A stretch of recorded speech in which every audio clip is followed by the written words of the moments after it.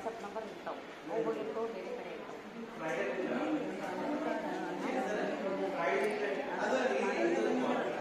ಅವು ಬಂದು ತೊಗೊಂಡು ಮನೆಯ ಎಲ್ಲ ಸದಸ್ಯರು ಒಟ್ಟಿಗೆ ಕುಳಿತು ಊಟ ಮಾಡಲಿ. ಈ ಸಂದರ್ಭದಲ್ಲಿ ಮನೆಯ ವಿಶೇಷತೆ, ಇತಿಹಾಸಗಳ ಬಗ್ಗೆ ಮಕ್ಕಳೊಂದಿಗೆ ಮಾತನಾಡಿ. ಮನೆಯಲ್ಲಿ ನಿಮ್ಮ ಜೊತೆಗೆ ಅಡಿಗೆ ಮಾಡುವುದನ್ನು ಕಲಿಸಿರಿ. ಮಕ್ಕಳು ಹೆಚ್ಚು ಸಮಯ ಅಜ್ಜನೊಡನೆ ಕಳೆಯಲು ಬಿಡಿ.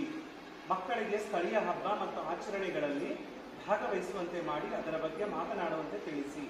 ನಿಮ್ಮ ಬಾಲ್ಯದ ಹಾಗೂ ಕಷ್ಟದ ದಿನಗಳ ಕುರಿತು ಮಕ್ಕಳೊಂದಿಗೆ ಮಾತನಾಡಿ. ನೀವು ಮಾಡುವ ಕೆಲಸ ಸ್ಥಳಕ್ಕೆ ಕರೆದುಕೊಂಡು ಹೋಗಿ ನಿಮ್ಮ ಕೆಲಸ ಹಾಗೂ ಪ್ರದೇಶದ ಬಗ್ಗೆ ತೋರಿಸಿರಿ. ದಿನಕ್ಕೊಂದು ಕಥೆ ಓದಿ ಮನೆಯ ಸದಸ್ಯರೊಂದಿಗೆ ಹಂಚಿಕೊಳ್ಳಿ. ಸ್ವತಃ ಮಕ್ಕಳೇ ಕಥೆಯನ್ನು ರಚಿಸಲು